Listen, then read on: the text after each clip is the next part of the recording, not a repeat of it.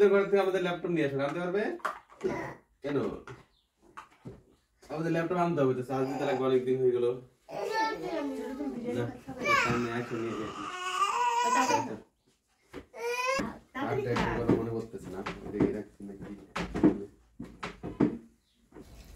Hello বন্ধুরা, good morning. আমি অর্পিতা। তোমাদের সবাইকে আরো একবার ওয়েলকাম আমার চ্যানেলে।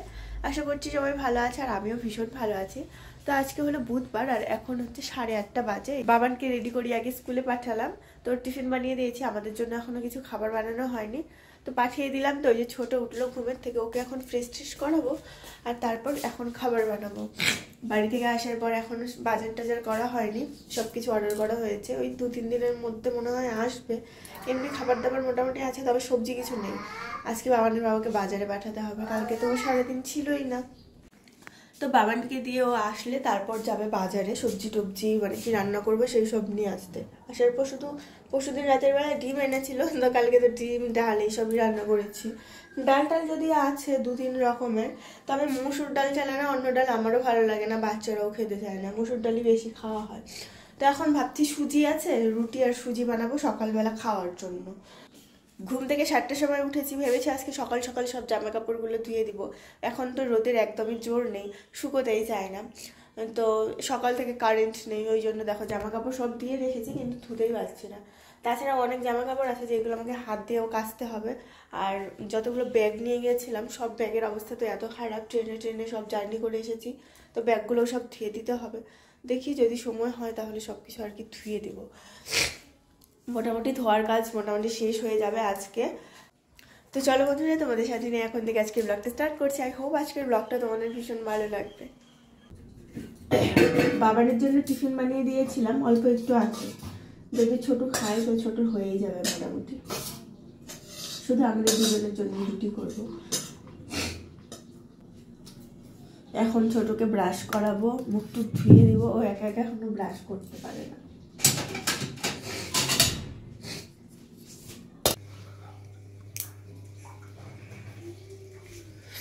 তো বাবানের বাবাই যে আসলো এখন বাজার থেকে, সবজি টবজি পেঁয়াজ টিয়াজ সব কিছু নিয়ে আসলো। আর নিয়ে আসলো এখানে মাটন, মাটন এনেছে। এতক্ষণে কারেন্ট আসলো জানো, এখন হচ্ছে 9:30 বাজে। তো কাপড় ধুতে দিয়ে দিলাম। আর এইখানে আমার একদম ড্রাই করে সুচি রান্না করেছি, এরকমভাবে খেতে ভালো লাগে। আর এখানে যে রুটিও হয়ে গেছে, তো এখন খাবো আর কি 3 জনে মিলে। ছোটকেও ব্রাশ করিয়ে রেখেছি, খাওয়াইনি এখনো, ওই টিভি দেখছে বসে বসে। ছোট আজকে নিজেই খেলায় ব্যস্ত হয়ে, দেখো সেই সকাল থেকে খেলা করছে। তো আমি 2বার জামা কাপড় ধুয়ে সব মিলে দিয়ে আসলাম। আর এদিকে রান্না বসিয়ে দিয়েছি, ডাল হয়ে গেছে। তো এখন মাটন রান্না করবো।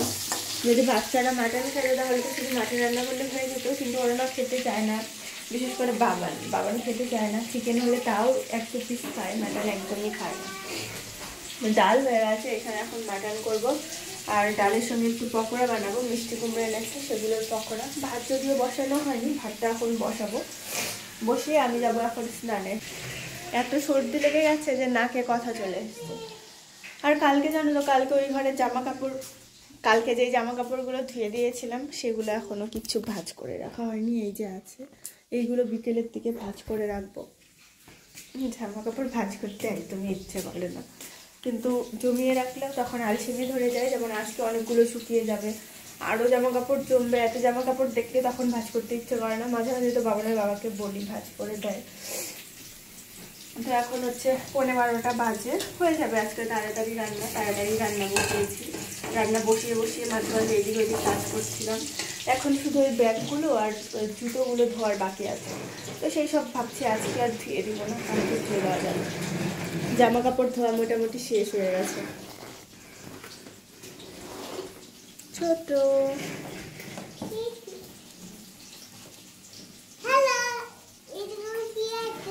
আমার রান্না বান্না তো অনেকক্ষণ আগেই হয়ে গেছে। রান্নাঘর একদম পরিষ্কার করে রেখে দিয়েছি। বাবানের বাবান আসলে এসে স্নান টান করবো। এখন আমি ভাত খাবো, পকোড়া বানিয়ে নিয়ে আসলাম।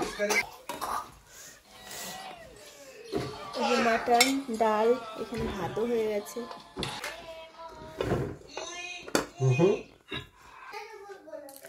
গুড গুড ইভিনিং বন্ধুরা। তো এখন হচ্ছে 6:30 বাজে। বাবানের বাবা অনেকক্ষণ আগেই চলে এসেছে অফিস থেকে। দারুণ ঘুমিয়েছিলাম দুপুরবেলা। তবে জানো আমি ঘুমিয়েছিলাম, বাবানের বাবা পুষ্পা 2 দেখছিল, কখন চলে গেছে জানি না। আর ও চলে যাওয়ার পর বাবান এতক্ষণ ধরে টিভি দেখলো। আর বাবানের বাবা আসার পরই যে এখন পড়তে বসিয়েছে। কালকে তো আমি করিয়েছি হোমওয়ার্ক, 2 ঘন্টা লেগেছে সেই হোমওয়ার্ক করতে, ওই জন্য আজকে বাবানের বাবাই বসিয়েছে। ও বেশি পড়ায় না। আর আমি এখন সন্ধ্যা দিয়ে বসে পড়লাম একটু ভিডিও এডিটিং করতে। অনেক এডিটিং বাকি আছে যেগুলো তোমাদের সঙ্গে শেয়ার করতে হবে। তো ভিডিও এডিটিং করে তারপর এখানে যে জামা কাপড় আছে এগুলো ভাঁজ করব। আর বাবানের বাবা ম্যাগিও এনেছে, দুপুরেই খাওয়ার সময় আজকে বলেছে যে ম্যাগি খাবে সন্ধ্যাবেলা। তো এই তো একটু পরে আর কি ম্যাগি বানাবো। ছোট ওঠেনি তো এখনও ঘুমের থেকে, ও উঠুক একসঙ্গেই সবাই মিলে খাবো। আর তারপর একটু ভাতও আছে, রাতের বেলা শুধু রুটি করলেই ব্যাস হয়ে যাবে।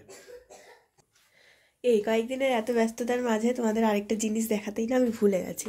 তো আমরা যে ঘুরতে যাচ্ছিলাম রাজস্থানের শিকারে, প্রায় 3-4 দিন মতো আমরা ছিলাম। আর তার পাশেই না এই খাট্টু শ্যাম বাবার মন্দিরটা।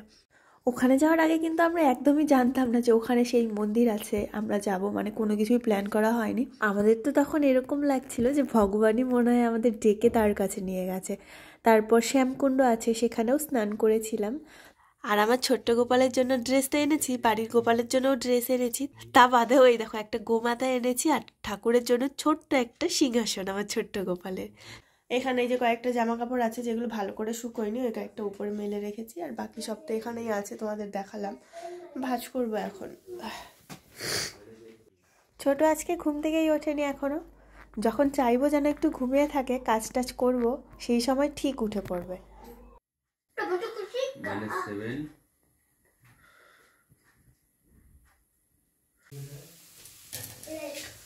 আমার ম্যাগি বানানো মোটামুটি হয়ে গেছে। ছোটকে কতবার করে ডাকলাম, কিছুতেই উঠবে না। এই পাশ থেকে ডাকি, আবার ওই পাশে মুখ ঘুরিয়ে শুয়ে। তো আর বললাম রুটি বানাবো। এখন রান্নাঘরে এসে দেখি রুটির কৌটো টৌটো সব ধুয়ে রেখেছি। ভুলেই গেছিলাম যে আটা নেই। তা আটা তো আনা হয়নি, সব কিছু অর্ডার করা হয়েছে, আরও 2 দিন পরে আসবে। রাতে ভাজি রান্না করতে হবে। একটু ভাত আছে, একজনের মতো হবে, আর বাকিটা রান্না করে নিতে হবে। ম্যাগির মধ্যে একটু মাটনের ঝোল, মাটন দিয়ে দিয়েছি, আরও বেশি টেস্টি হবে।